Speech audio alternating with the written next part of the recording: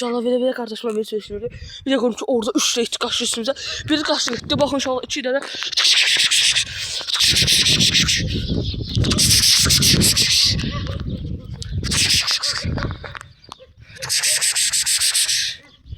Ya kaçtılar itler kaçtılar.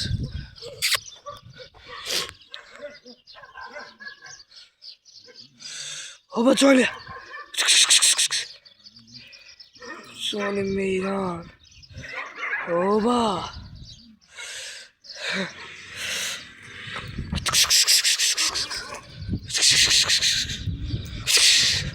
Bırak. Johnny. Ya yes çıkar ondan korkuyorum.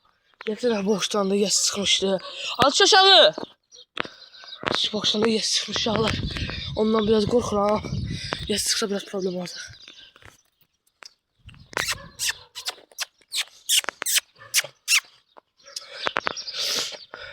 Şuna bir de it getirmek istiyorum. Şuna tuz getirmek istiyorum. Ağrıydı şağlar.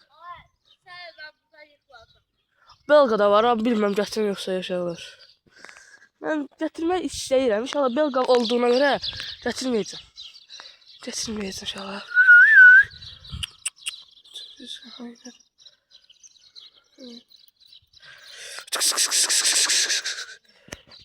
Söylediği sıra çıkartmış. İnşallah birisi var idi. Onda iti var idi. Dediği sıra çıkartmadı iti. Ya düşüyor boş durumuna. Sonra yani normal la.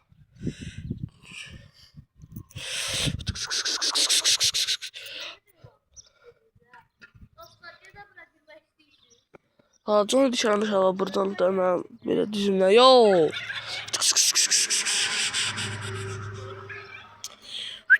Gel Johnny gel. Johnny gitti Johnny. Gel Johnny meydan istenen yer aktarır.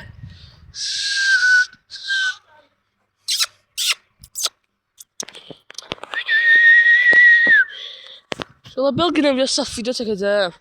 Saf belgiden video olacak inşallah. Ne dediğim inşallah efendim. Yani Johnny olmayacak da videoda. Johnny'ye bakacaklar. Ay böyle.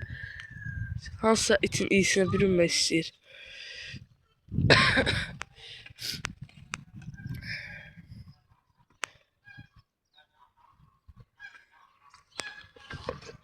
Çek. Ay şağlar. Belə şağlar. Tut kameranı. Mesela. Ya Johnny geldi. Kapakta şağlar iplikleri var.